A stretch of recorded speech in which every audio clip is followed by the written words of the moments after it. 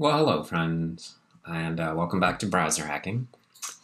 Today we'll be working on the JavaScript engine some more, and just to show you, since last time, we actually now have a parser. So we store all the test programs in JS files. So for example, we have a simple function test here, and the way you run it is you just do JS and then the path like this. And if you want to see the AST, then you can run it with -A, and we'll print out the abstract syntax tree before starting. So this is pretty cool, and a lot of people have been working on the engine just since yesterday, because suddenly there's all this interest in helping out with it. So that's really awesome. But for that reason, the code does already look a little bit different, because we've been working on it, but that's going to be okay. So today we're going to do native function calls, because I want to be able to call C++ code from JavaScript, because that's going to be the sort of the foundational mechanism that allows us to eventually put DOM and HTML, CSS bindings into this thing. We want to be able to call a C++ function from a JavaScript context and pass parameters and stuff like that. So I think what we'll do is we'll make a little test program.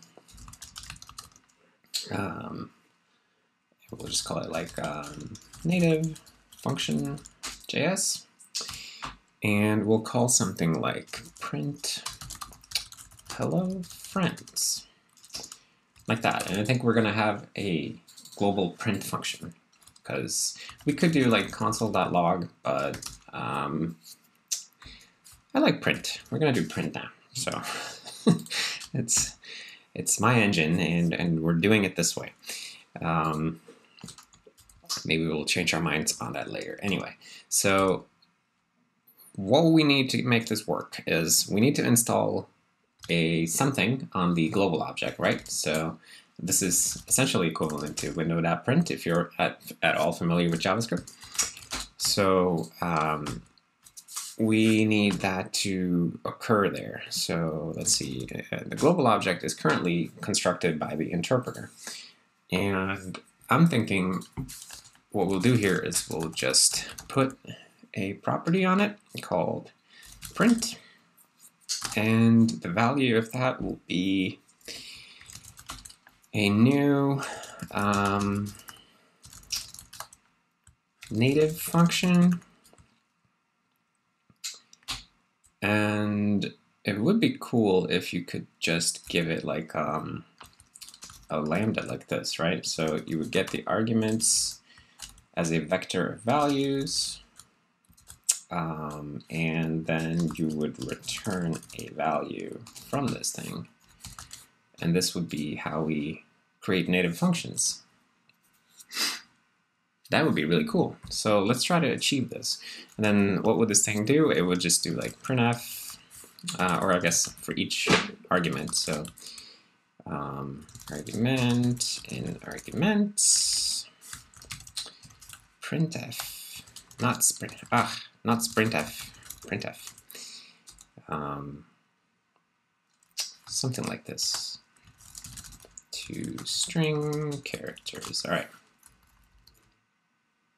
Undeclared printf. Well, I know where that is. It's in Stadio. Okay, so what the heck is a native function? We're going to have to come up with that. So let's see. Native function. And I think it's going to be some kind of a JS object. Let me just add it to the makefile here. So native function. Okay, so let's decide what this is. I think it will be an object. So we'll get this. Native function, final public object. Yeah, that's good. can just say native function. And we need a lambda, which will take like this. Vector of values is what we were saying. That's a pretty good function type. Call it native function. And we need that declaration, and then maybe we should also have it as a getter so you can access it. So native function. All right. That's pretty good. And then this thing just needs to be callable, right? And we just need to look at the call expression. Actually, what we're going to do is, first thing is we're going to see what kind of syntax tree this produces, and then we can take it from there. So JS-A. This does not even parse. Okay, so I guess we're going to have to work on the parser, which is good, because then you get to see the parser. So it's getting an unexpected string literal when it's expecting a paren close. So it's not expecting a string literal here, but it's getting one when it's expecting this. So I'm guessing that we need to go and support arguments to function calls. Call expression. So it's kind of a simple recursive descent parser that Stefan made. And I've done a little bit of work on it and got some patches from other people on it as well. So things are already happening. And we can see here, fix me allow arguments, right? So it's just consuming, expecting to find an open and closed paren. So I think here we'll do something like while match expression or wait, how should we do this? If match expression, then argument is parse expression. Maybe we should even store these in something. So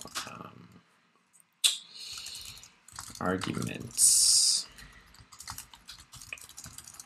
pen parse expression. All right, and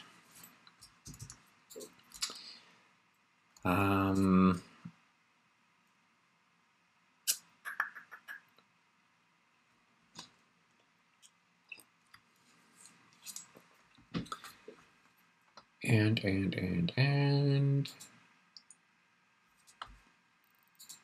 arguments append parse expression. And then maybe there's a comma, right? So if current token match, wait, what the hell is this thing called? Okay, I have to cheat. Match, if match, right. That tells us what we're looking for. So if match token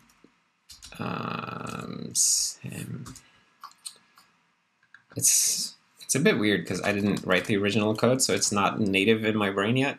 But we're looking for a comma.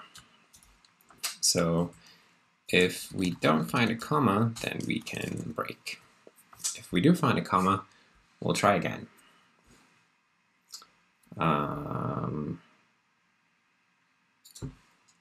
And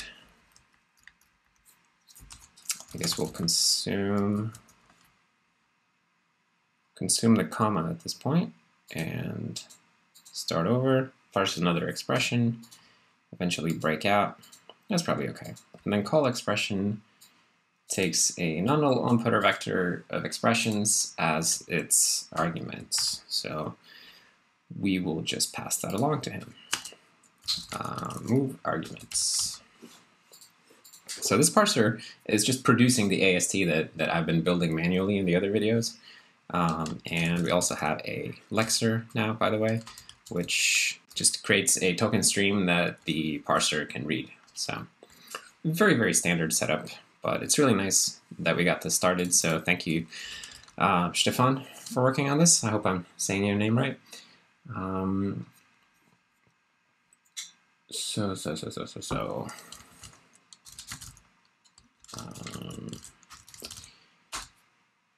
Okay. Seems like we have to fix a few things for this. So interpreter needs to see native function. Oops. Native function. And it needs to return a value. So I guess we can just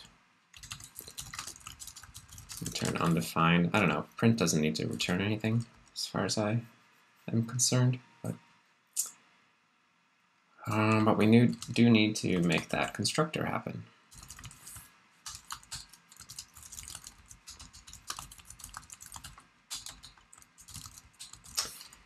Okay, so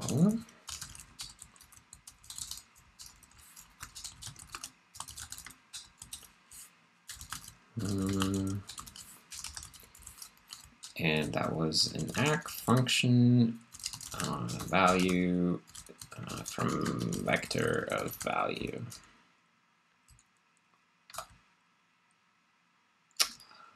Native function. And let's also do a destructor. Did I not declare that? No. That's fine. There we go. And we don't know what a JS value is here.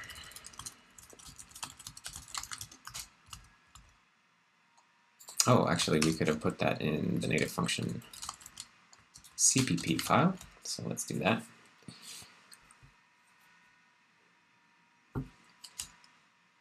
Okay, so let's see if we can get a proper AST at this point.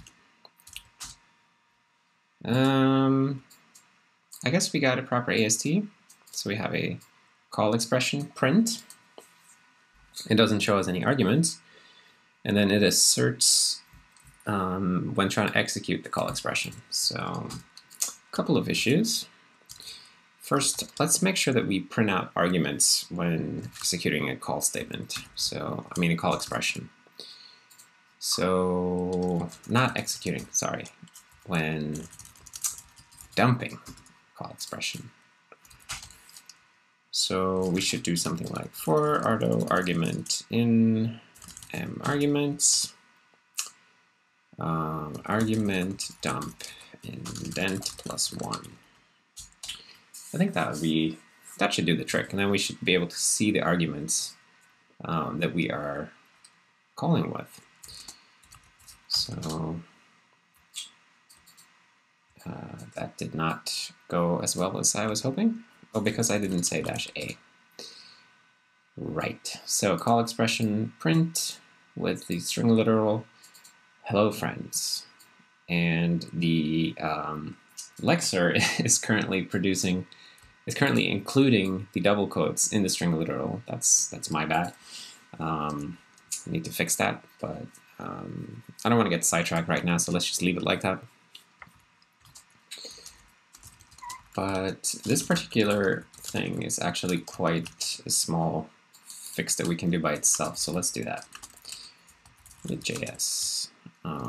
Dump call expression arguments, if any. Because that's just interesting stuff, right? And what did we do in the parser? We parse arguments, right? So we can also add that separately.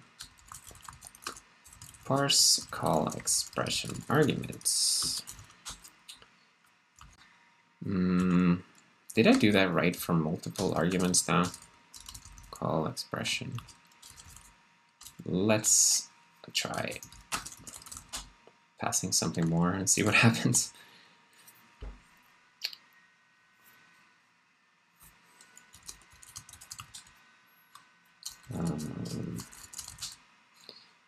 Yes, we get a string literal and a number literal. So that's actually pretty good. Why is it called number literal? I feel like I named that differently, because I originally called it number literal. Yeah, I called it numeric literal, but it still says number literal in the dump. So something is not right here. Let me just fix that.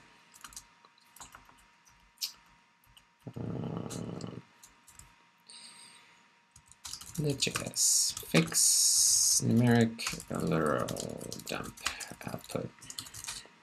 All right, so it's supposed to be called numeric literal because that's the name from the ECMAScript official name. We're trying to stick with official names as much as possible.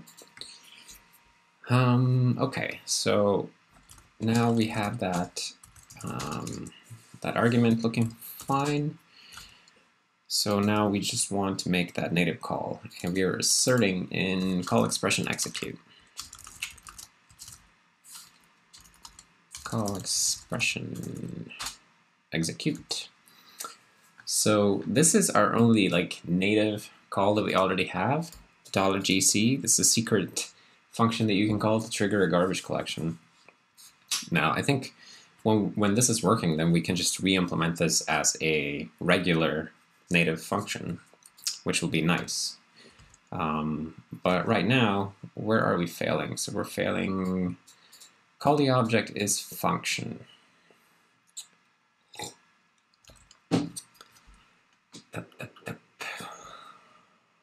Is function. So we're failing here because we find the native function and he probably says, hey, I'm not a function, which is true, but maybe it should masquerade as a function. What do I know? I'm not sure about that. Maybe we should have a separate code path for maybe we should have a separate code path for native function. So we can do like if call the object is a function, then take this path, else if call the object is native function, native functional, else assert not reached. Okay, let's try it this way. So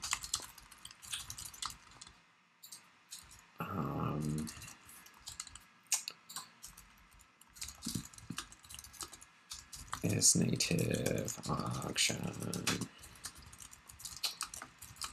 Okay. So now we'll be here. Oh, actually, this guy should go up here. Then we don't need else after return. So we'll set this up so it also ends in some return. Okay. Something. So let's see. The way that we call functions, if they are JavaScript functions, is that we accumulate the arguments and then we create this hash map of the past parameters. It's a hash map of string to value. And we pass that to interpreter run.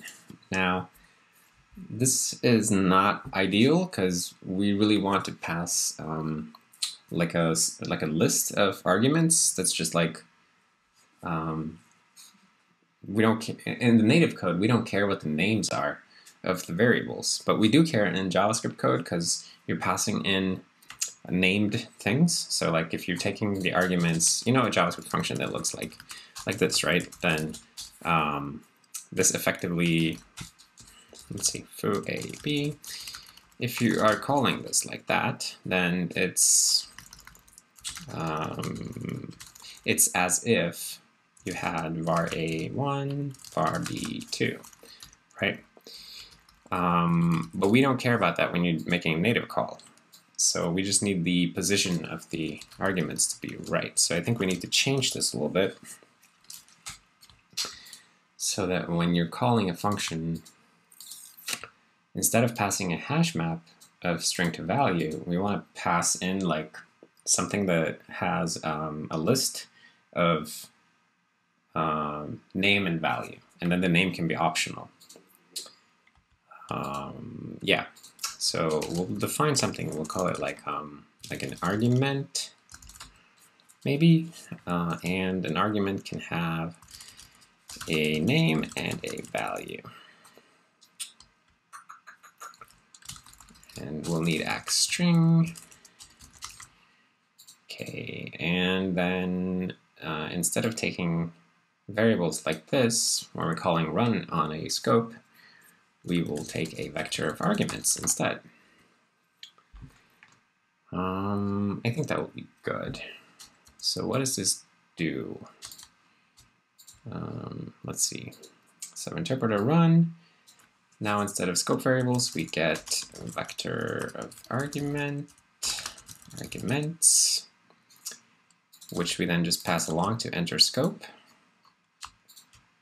which needs to take a vector of argument once again. So we need to change that here.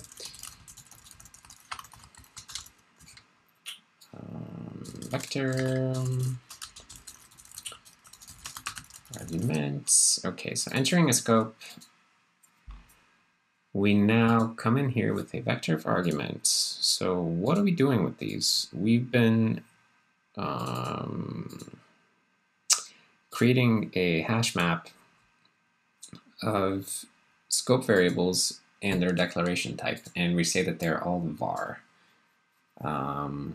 So we need to produce the same data structure from a vector of arguments rather than from a hash map of name to value. So this will just be like argument in arguments and argument.name and I guess argument.value. So it's pretty straightforward. So I think we're good with that. Now we have to make sure we call this correctly from call expression. So in call expression, we do interpreter run, and we're passing in that hash map. Now we're not going to be able to produce that hash map anymore. We're going to need to instead make one of those argument vectors. So we'll just say arguments, and we'll make that here, argument. And the argument is, what does this code do? It just walks all of the underlying arguments in the call expression. So we can actually probably write this like this for auto argument in arguments. Yeah, arguments is a very overloaded name in this context, so I think maybe we don't need all these things. What should we call this? Past arguments, maybe.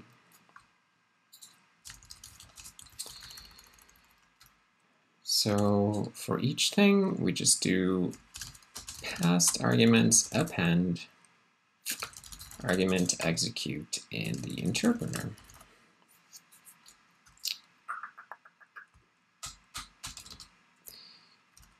Oh wait, no, hold on. We need the name of it also.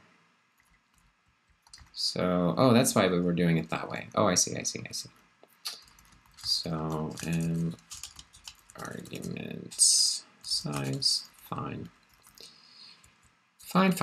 So I guess what we actually want to append is the name and the value in a newly constructed argument object. Like that, yeah. Okay, so for the native functions, we want to do something similar, but we're going to need the definition of it, first of all, or the declaration of it, rather. So we need to make a vector of argument. And actually, we can produce this in the same way. So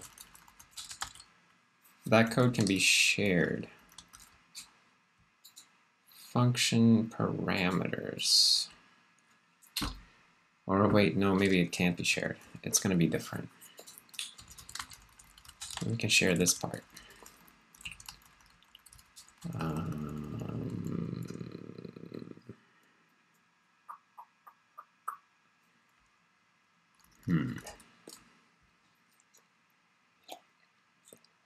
Okay, I don't know why I'm trying to move this out. That doesn't seem super important. Passed arguments.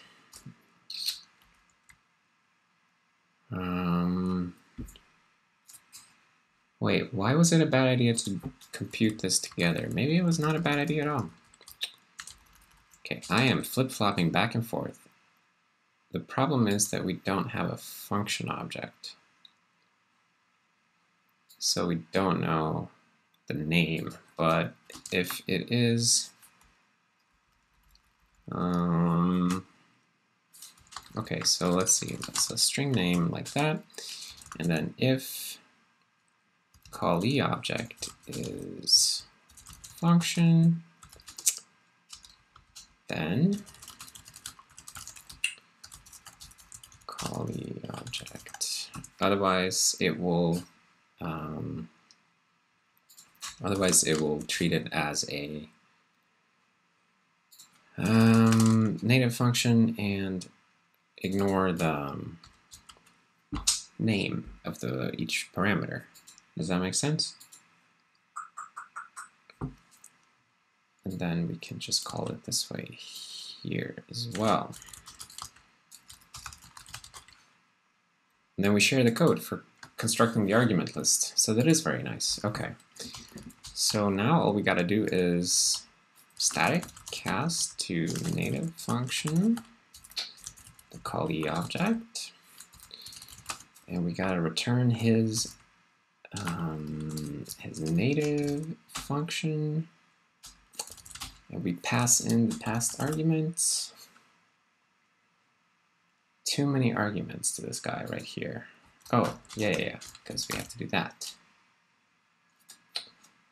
No matching function.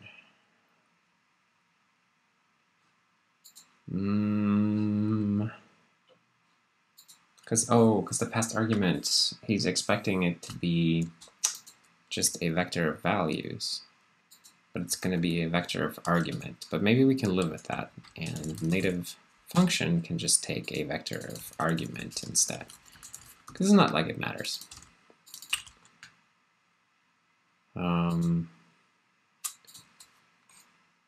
Vector of argument, and then we'll put that in JS forward, so that it's just a forward declaration, but still enough. Okay.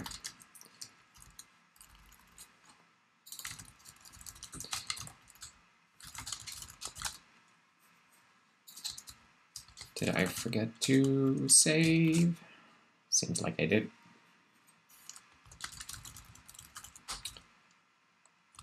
And, oh, here, right. So this will be vector of argument. Argument dot value. And the native function does not know what argument is, so he just needs the interpreter.h. And we compile. All right. So how will this look? JS native. Hello friend, and then undefined. So I think that it actually worked, and then we also print out the result of the last. We always print out the result of the last thing, and this returned undefined.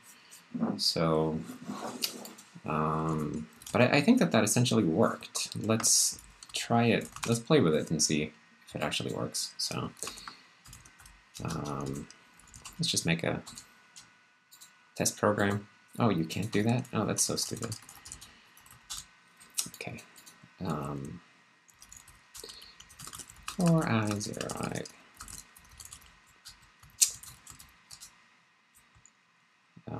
Sup? I don't know. And what happens if you try to run this? It does not stop. Oh, maybe, oh, yeah, because we don't support prefix increment yet. I think we have postfix increment. Yes, we do. But it was expecting a curly open.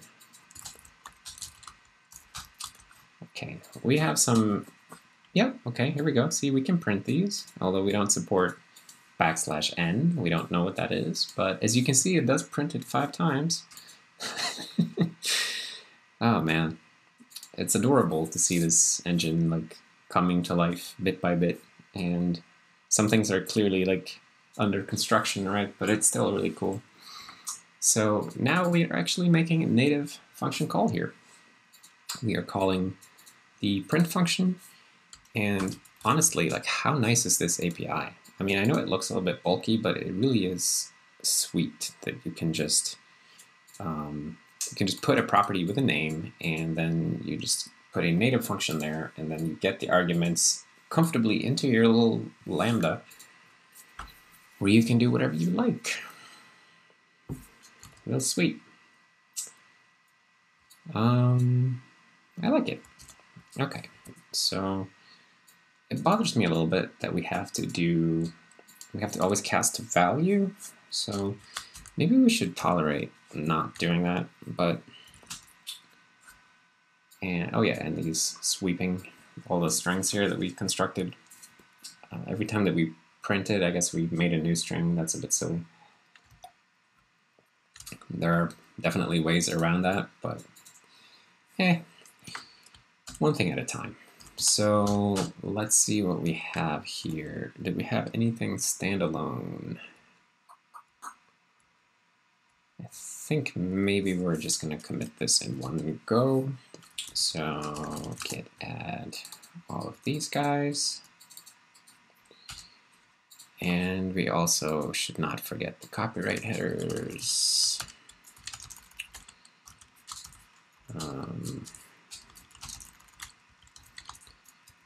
Okay. JS. Add native function, a wrapper, callable wrapper around a C++ lambda. This can be used to implement arbitrary functionality callable from JavaScript. To make this work, I have to change the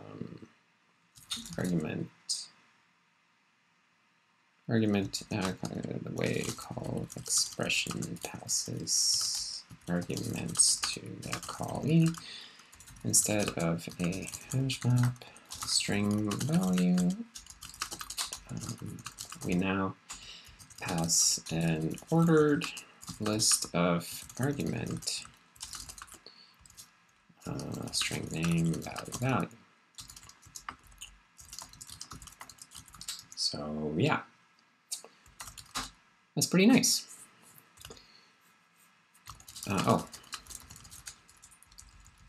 This patch includes a native print something, print argument function. Okay, so let's see. I would definitely like to not have to say value all the time. If I pass someone a to put here, right? If I pass something that's a garbage collector allocated pointer, I feel like it should be allowed to convert that into a value implicitly. So I think we'll do this. And likewise for primitive string, we'll just tolerate it. implicit conversion of those, because that will make a lot of call sites look a bit nicer and a little less lispy, less parentheses. So let's see, do we have a bunch of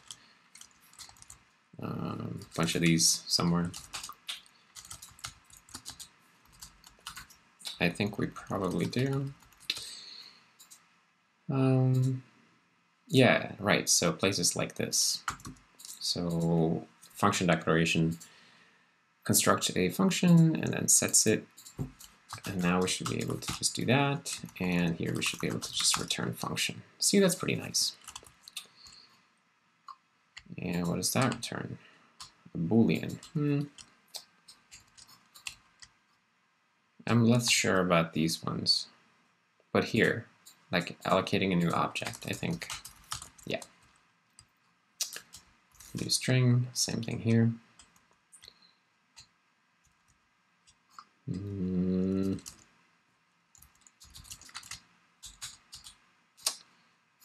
JS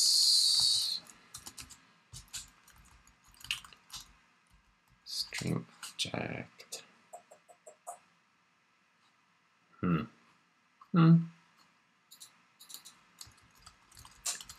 Okay. Maybe that was all of them. What's wrong with you? Oh, it has to be, it's const. Why is this const? Maybe it's okay that it's const. No, I'm not going to worry my brain too much about that one right now. So lib.js allow implicit value construction from object and from GC allocated things. Okay, that's pretty good. Guess we should verify that it still compiles. Which it does. Cool. Yes, so then let's also go and do that GC function, because $GC is very hackishly implemented right now, so we'll just make this into a native function instead on the global object. Interpret term, m global object, put, or we can just call it GC, it's probably okay. And it would be very much the same concept. Native function gets a vector of arguments. In this case, we don't care about the arguments.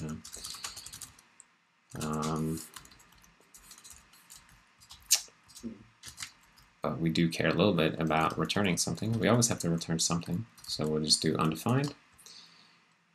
And, oh, interesting. We need to get to the heap to be able to collect garbage. I guess maybe functions should be called with a pointer to the interpreter so that they have a chance to grab at stuff like the heap.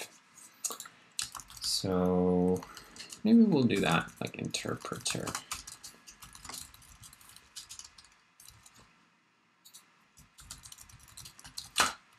This guy doesn't care, but this guy does.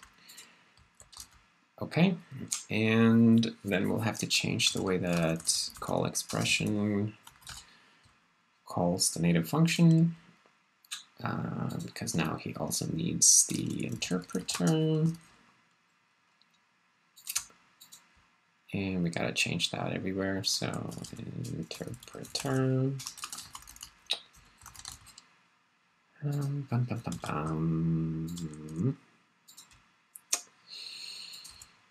Joof. And finally, we also need to change our little test program, because we have a forced garbage collection test program here.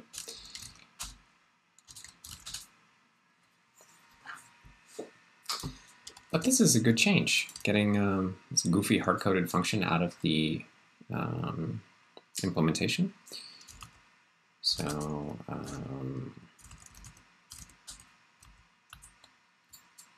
this does definitely not work right. That's concerning. Does anything work right? Simple function. Maybe nothing works anymore. Okay, how did we make nothing work?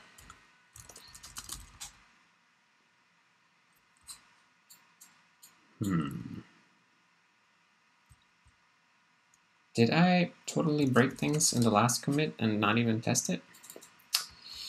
Wouldn't that be weird if I did?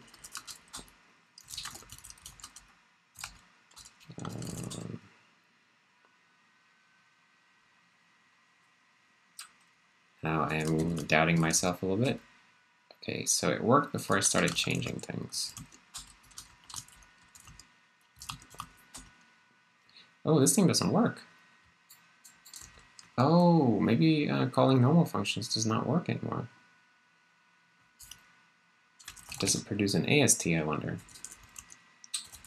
Simple function.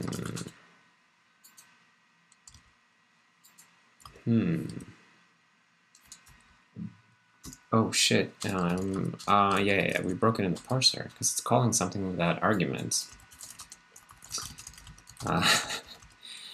Damn. Alright, well, it's good that we tested. See? It's a function that has no arguments or parameters. So we are calling this, and if we don't match an expression, we shouldn't be here, so this should probably be while match expression rather. Okay, so we parse the expression, check for comma, if so consume, yeah. That's more like it.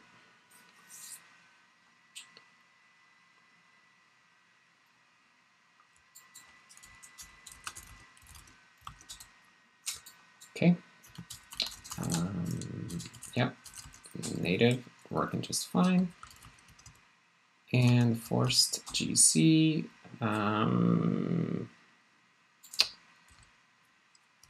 Oh, I guess I removed my changes now, so we gotta put everything back. But let's fix this. So, JS fix broken parsing of 0 argument call expression. Okay, and let's bring back the changes I was working on there. So turning the $GC into a global object member, global object property rather. Okay, so you can't even really see it here, but I mean you can see it, but it's not obvious. So maybe we should print something in that function to make it clear. We'll do something like debug. First garbage collection requested.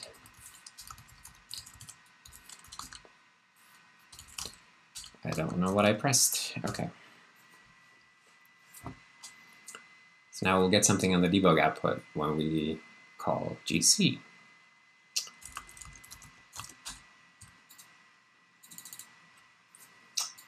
I can almost spell. Okay, but that's pretty nice, right? So now this is how we make our GC properties. Our global native function properties. I'm a little bit tired today. Maybe it's obvious. I don't know. So let's see, libjs. Replace $GC hack with a property on the global object. Native function property. Native function. To make this work, also start passing interpreter to native functions. Cool. And I feel like maybe we should make the global object his own object instead of doing the setup in the interpreter, because the global object is just going to keep growing. So let's see, global object. Then we can separate him to his own little domain.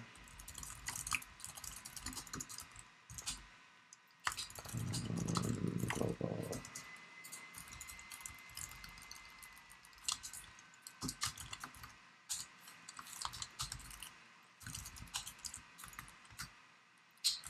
So let's see, global object, something like that, and for a destructor as well, global object. This is more about like tidiness than anything, because I don't want to murk up the interpreter any more than is necessary. So in the H file, we'll need the object header. And then this guy will just get the global object header. And global object is a final public object, which he needs the heap actually to construct, because he's going to be calling heap allocate. So heap.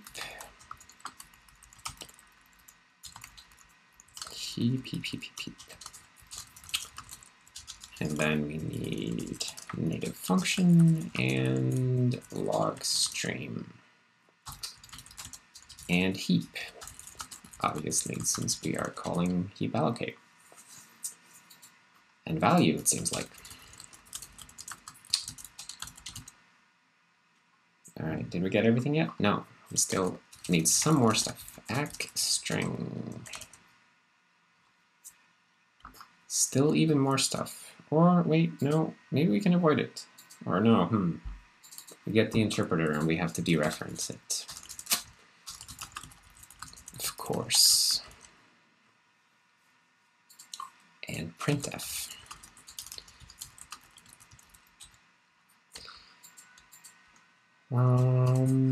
That's pretty good.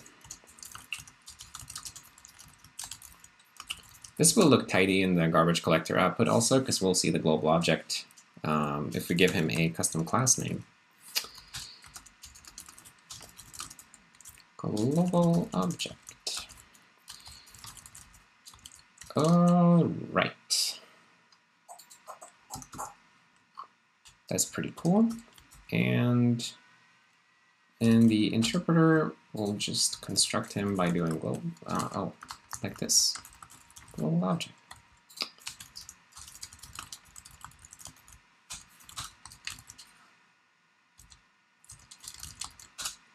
I thought that would be it, but what did we forget? Global objects. Oh, it does not have a constructor like that because we're not passing the heap.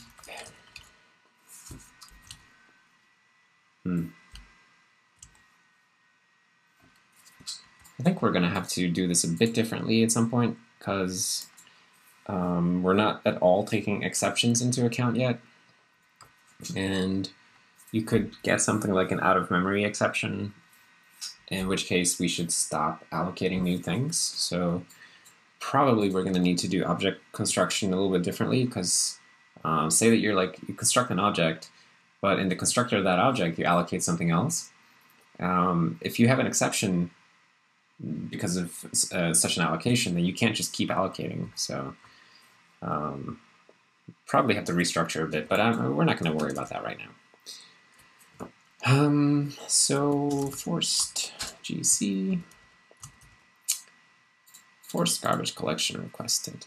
Cool. So we are actually calling our native code. And not only that, but we can see here, global object. Very, very readable. So you can see now the global object is a root. And then we have some other object, which I guess is from that test. Forced GC. Right, so it's this object right here. It's one of the roots because we find it in the lexical scope here. And I think that's what it's called in the scope anyway, in the scope frame as we call it. And then these things are live. And then when we exit the program, then we discover that this object is no longer live because we are not in that scope anymore. Cool beans. All right, so I think we're gonna commit this and be done for the day.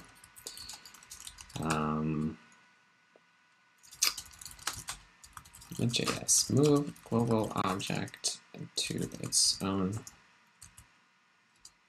object subclass. This is mostly for tidiness at the moment. The ability to pass, yeah, well, it's just for tidiness right now, but in the future it will most likely be useful to be able to pass a global object reference or pointer to a function that really doesn't want anything other than a global object. At the moment we don't have that, but I have a hunch that it's going to be useful, let's just say. So that's pretty cool.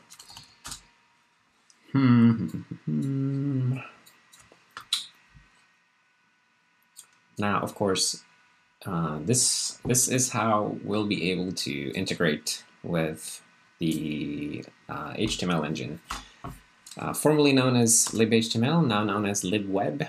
I renamed it because it looked a bit better with the namespace. So libweb and libjs, we're eventually going to fuse them together, and it's going to be really cool, but we're not quite there yet. We need a bunch of other things first, but we'll do them, and I'm going to show as much of it as possible, and I hope you find it interesting. I certainly find this very interesting to work on, so I'm glad that we're finally doing it.